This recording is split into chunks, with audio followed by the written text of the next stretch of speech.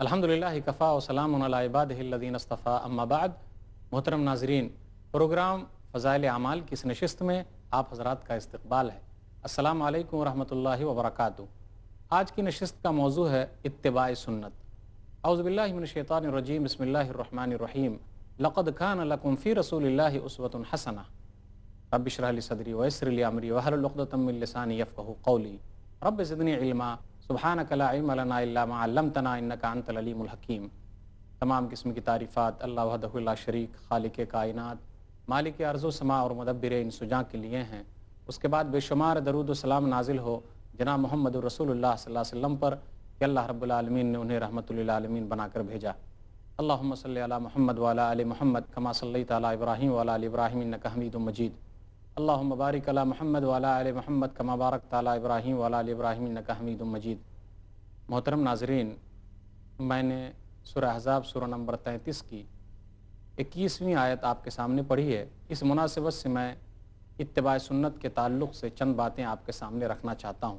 اس میں یہ چیز زیادہ بتانے کی ہے کہ آج کل انکار حدیث کا فتنہ زور پکڑتا جا رہا ہے۔ آج کل نبی صلی اللہ علیہ وسلم کے قول پر دوسرے کے قول کو ترجیح دی جا رہی ہے۔ ناظرین یاد رکھیے، قرآن جس طریقے سے ہمارے لیے دلیل ہے، اسی طریقے سے نبی صلی اللہ علیہ وسلم کی حدیث ہمارے لیے دلیل ہے اور حجت ہے۔ قرآن مجمل ہے اور حدیث مفصل ہے۔ قرآن کی تفصیل بیان کرنے والی چیز کوئی ہے، وہ صرف اور صرف حدیث ہے۔ حدیث کا انکار گویا کہ قرآن کا انکار ہے، حدیث کا انکار نبی صلی اللہ علیہ وسلم کا انکار ہے۔ اگر صرف قرآن ہی ہمارے لیے کافی ہے تو میں ان سے پوچھنا چاہوں گا کہ وہ لوگ اپنے مردے کو کس طریقے سے دفن کریں گے، کس طریقے سے کفن دیں گے، اس کا تذکرہ تو قرآن میں موجود نہیں ہے۔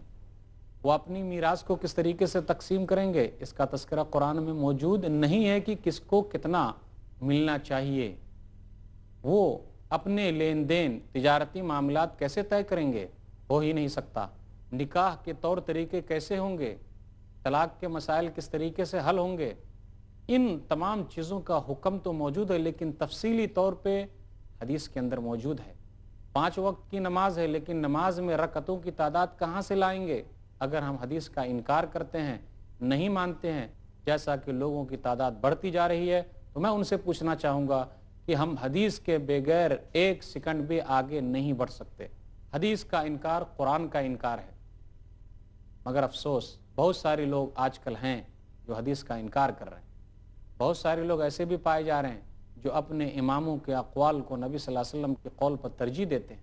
یاد رکھیے، سنت کا لفظی معنی ہوتا ہے طور طریقہ، لیکن شریعت کے اندر سنت کا معنی ہے نبی صلی اللہ علیہ وسلم کا قول، یعنی نبی صلی اللہ علیہ وسلم کی بات، فعل اور تقریر، یعنی کوئی کام ہوا آپ کے زمانے میں لیکن آپ خاموش رہے، ان کو سنت کہا جاتا ہے۔ سنت کی یہ 3 قسمیں کچھ اس طریقے سے ہیں۔ سنت قولی ہے، یعنی نبی صلی اللہ علیہ وسلم کا قول کہنا، آپ نے کسی چیز کا حکم دیا، لوگوں نے کیا۔ صحیح مسلم کتاب الاشربہ کتاب نمبر 36 حدیث نمبر 2017، ان الشیطان یستحل الطعام، بے شک شیطان کھانے کو حلال کر لیتا ہے، اللہ یذکر اسم اللہ علیہ، ان الشیطان یستحل الطعام اللہ یذکر اسم اللہ علیہ، کہ شیطان اس کھانے کو حلال کر لیتا ہے اور شیطان کے لیے وہ کھانا حلال ہو جاتا ہے جو بغیر بسم اللہ کے کھایا جائے۔ تو یہ نبی صلی اللہ علیہ وسلم کا قول ہے، اس کو بھی سنت کہتے ہیں۔ نبی صلی اللہ علیہ وسلم کا فعل طور طریقہ بھی سنت ہے۔ نعمان بن بشیر رضی اللہ تعالیٰ عنہ کہتے ہیں، سنن ابی داؤد کی روایت کتاب الصلاۃ کتاب نمبر 2 حدیث نمبر 665، کان رسول اللہ صلی اللہ علیہ وسلم یسوی صفوفنا اذا قمنا للصلاۃ فاذا استوینا کبر، جب ہم لوگ نماز کے لیے کھڑے ہوتے تو نبی صلی اللہ علیہ وسلم ہماری صفوں کو سیدھی کرتے، اور جب سیدھی ہو جاتی تو آپ اللہ اکبر کہتے، تو گویا کہ آپ کا یہ کام بتلایا گیا، یہ بھی سنت ہے۔ پھر اسی طرح تقریر، کہ نبی صلی اللہ علیہ وسلم کے دور میں کوئی کام ہوا اور آپ نے خاموشی اختیار کی، تو وہ بھی سنت ہے۔ سنن ابی داؤد کتاب التطوع کتاب نمبر 5 حدیث نمبر 1267، ایک آدمی فجر کی نماز کے بعد 2 رکعت نماز پڑھنے لگا، تو نبی صلی اللہ علیہ وسلم نے کہا صلاۃ الصبح رکعتان، کہ بھائی نماز تو صبح کی 2 ہی رکعت ہے، یعنی 2 ہی رکعت فرض ہے، یہ فرض نماز کے بعد تم 2 رکعت کیوں پڑھ رہے ہو؟ اس آدمی نے کہا انی لم اکن صلیت الرکعتین اللتین قبلہما فصلیتہما علانا فسکت رسول اللہ، اللہ کے رسول میں نے 2 رکعت نماز نہیں پڑھی تھی، یعنی 2 رکعت سنت فجر کی نہیں پڑھی تھی، اس لیے میں وہ پڑھ رہا ہوں فرض کے بعد۔ تو نبی صلی اللہ علیہ وسلم خاموش رہے، تو یہ بھی سنت ہے۔ پتہ یہ چلا جس آدمی کے فجر کی سنت چھوٹ جائے اور فرض نماز کھڑی رہے تو وہ فرض نماز میں شامل ہو جائے، اس کے بعد 2 رکعت پڑھ لے۔ یہ حدیث دلیل ہے۔ قرآن، حدیث، صحابہ کے اقوال اور ائمہ کے اقوال سے پتہ چلتا ہے کہ سنت کی بڑی اہمیت ہے۔ سنت کو ہم کسی بھی حالت میں چھوڑ نہیں سکتے۔ قرآن میں تو رب نے کافی تفصیل کے ساتھ کہا ہے۔ سورہ انفال سورہ نمبر 8 آیت نمبر 20، یا ایھا الذین آمنوا اطیعوا اللہ ورسولہ ولا تولوا عنہ وانتم تسمعون، اے ایمان والو اللہ کی اطاعت کرو اور اس کے رسول کی بات مانو، اور اس کے رسول کی اطاعت کرو اور اعراض نہ کرو حالانکہ تم سن رہے ہو۔ رسول اللہ صلی اللہ علیہ وسلم کی اطاعت فرض ہے، ان کی بات ماننا فرض ہے۔ ان کی بات آج کل حدیث میں موجود ہے۔ آج اگر ہم حدیث کو نہیں مانتے تو کس چیز میں اطاعت کریں گے؟ اگر آپ نبی صلی اللہ علیہ وسلم کو نہیں مانتے تو قرآن کو نہیں مان رہے ہیں آپ۔ قرآن کہتا ہے کہ تم اللہ کی مانو اور رسول کی بات مانو، تو قرآن ہی اگر ہمارے لیے کافی ہے تو رسول کی بات ماننا کس میں ہے؟ رسول کی بات ماننا حدیث میں ہے۔ نبی صلی اللہ علیہ وسلم کا فیصلہ ہر حال میں ضروری ہے۔ نبی صلی اللہ علیہ وسلم کی طرف ہم رجوع ہوں گے جھگڑے کی صورت میں۔ آج حدیث موجود ہے نبی صلی اللہ علیہ وسلم کی، جھگڑے کے معاملے میں حدیث کی طرف رجوع ہوتے ہیں، ورنہ تو دین صحابہ کے دور کے لیے خاص ہو جائے گا۔ اللہ نے کہا سورہ نساء سورہ نمبر 4 آیت نمبر 59، فَإِن تَنَازَعْتُمْ فِي شَيْءٍ فَرُدُّوهُ إِلَى اللَّهِ وَالرَّسُولِ إِن كُنتُمْ تُؤْمِنُونَ بِاللَّهِ وَالْيَوْمِ الْآخِرِ ذَلِكَ خَيْرٌ وَأَحْسَنُ تَأْوِيلًا۔ اگر تمہارے درمیان کسی معاملے میں جھگڑا ہو جائے تو اللہ کی طرف لوٹو اور اللہ کے رسول کی طرف لوٹو، اگر تم اللہ پر اور آخرت کے دن پر ایمان رکھتے ہو۔ رسول اللہ صلی اللہ علیہ وسلم کی اطاعت اس لیے بھی فرض ہے اور ضروری ہے، ان کی حدیثوں پر عمل کرنا ضروری ہے۔ کیوں؟ اس لیے کہ نبی صلی اللہ علیہ وسلم کی بات اپنی بات نہیں ہوتی، بلکہ جو وحی آپ کے اوپر اتاری جاتی ہے وہ بات ہے، یہ بات اللہ کی بات ہے۔ سورہ نجم سورہ نمبر 53 آیت نمبر 3 اور 4، وما ينطق عن الهوى ان هو الا وحی یوحی، کہ آپ اپنی خواہش سے کچھ بھی نہیں بولتے مگر وہ چیز بولتے ہیں جو اللہ کی طرف سے آپ پر اتاری جاتی ہے۔ رسول اللہ صلی اللہ علیہ وسلم کا فیصلہ آنے کے بعد کسی کو بھی کسی طریقے کا کوئی اختیار نہیں ہے۔ سورہ احزاب سورہ نمبر 33 آیت نمبر 36، وما كان لمؤمن ولا مؤمنة اذا قضى الله ورسوله امرا ان يكون لهم الخيرة من امرهم ومن يعص الله ورسوله فقد ضل ضلالا مبينا۔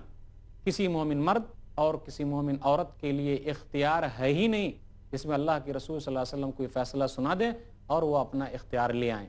جو اللہ اور اس کے رسول کی نافرمانی کرے گا وہ کھلی ہوئی گمراہی میں۔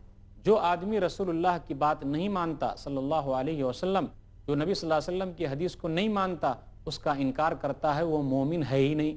اللہ نے کہا سورہ نساء سورہ نمبر 4 آیت نمبر 65، فَلَا وَرَبِّكَ لَا يُؤْمِنُونَ حَتَّى يُحَكِّمُوكَ فِي مَا شَجَرَ بَيْنَهُمْ ثُمَّ لَا يَجِدُوا فِي أَنفُسِهِمْ حَرَجًا مِّمَّا قَضَيْتَ وَيُسَلِّمُوا تَسْلِيمًا۔ آپ کے رب کی قسم، یہاں اللہ تعالیٰ اپنی قسم کھا رہا ہے اس چیز کو ثابت کرنے کے لیے، اس چیز کو ثابت کرنے کے لیے کہ جو نبی کی سنت کو نہیں مانتا، نبی کی حدیث کو نہیں مانتا، نبی کے طور طریقے کو نہیں مانتا، نبی کے فیصلے کو نہیں مانتا، وہ مومن نہیں ہے۔ ہم اور آپ حدیث کا انکار کرنا چلیں، افسوس کی بات ہے کہ نہیں ہے۔ جو بھی حدیث کا انکار کرتا ہے وہ سن لے کہ نبی صلی اللہ علیہ وسلم کی مخالفت، نبی صلی اللہ علیہ وسلم کی حدیث کا انکار کرنا اس بات کو دعوت دینا ہے کہ کہیں ایسا نہ ہو کہ فتنہ آ جائے، فساد آ جائے، آدمی مصیبت میں مبتلا ہو جائے۔ سورہ نور سورہ نمبر 24 آیت نمبر 63، فَلْيَحْذَرِ الَّذِينَ يُخَالِفُونَ عَنْ أَمْرِهِ أَن تُصِيبَهُمْ فِتْنَةٌ أَوْ يُصِيبَهُمْ عَذَابٌ أَلِيمٌ۔ انہیں ڈرنا چاہیے، انہیں ڈرنا چاہیے جو رسول اللہ صلی اللہ علیہ وسلم کی مخالفت کرتے ہیں، کہیں ایسا نہ ہو کہ انہیں فتنہ آ پہنچے اور دردناک عذاب ان تک آ پہنچے۔ رسول اللہ صلی اللہ علیہ وسلم کی اطاعت، رسول اللہ صلی اللہ علیہ وسلم کے فرمان کو ماننا، رسول اللہ صلی اللہ علیہ وسلم کی حدیث کو ماننا، یہ اللہ کی اطاعت ہے۔ من یطع الرسول فقد اطاع اللہ، سورہ نساء سورہ نمبر 4 آیت نمبر 80۔ جو رسول اللہ کی اطاعت کرتا ہے حقیقی معنوں میں وہ اللہ کی اطاعت کرتا ہے، اللہ کی بات مانتا ہے۔ جو کوئی چاہتا ہے کہ دنیا اور آخرت میں کامیابی حاصل کرے تو رب نے کہا کہ رسول اللہ کی اطاعت کے بغیر وہ حاصل نہیں کر سکتا، ورنہ تو ہر آدمی اپنے اپنے حساب سے کوئی شریعت لے آئے گا۔ قرآن کو کون سمجھانے والا ہے؟ سب سے پہلے کس نے سمجھایا؟ نبی صلی اللہ علیہ وسلم نے۔ جب نبی صلی اللہ علیہ وسلم نے سمجھایا، قرآن ہم تک پہنچا، آج ہم نے نبی کی بات ہی ختم کر دی، اسی کا انکار کرنے لگے، کامیابی نہیں مل سکتی ہے۔ اللہ نے کہا سورہ نساء سورہ نمبر 4 آیت نمبر 69